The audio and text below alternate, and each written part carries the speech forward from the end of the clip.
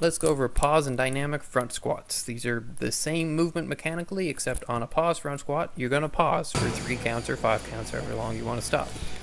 From the side, we want to check and make sure there's no rounding of the lower back, that your chest is up and you're sitting up straight for the whole range of motion. On the bottom, your hips should be below your knees. So you're going to squat down, count to 3, stand up. Now, the notes here is you need to go lighter than you can on your regular front squat. It's good for building consistency, reaching the bottom position, and strength out of that bottom position. It's also good for getting comfortable holding the bar in a 5-point rack there. We're going to cover that in a second. Now, from the 3/4 view, we want to make sure that there's no collapse of your knees, your feet are staying flat the whole time, your elbows are up, and we're not supporting the bar with your hands and your wrists. We're supporting the bar with your shoulders. It's called a 5-point rack. It's hands, shoulders, collarbone, 5 points.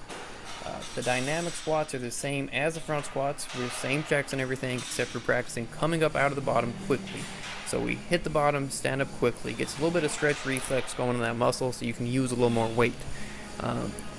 This is the default style of front squatting for most Olympic lifters. It's practicing being able to stand up out of a clean when you receive it low.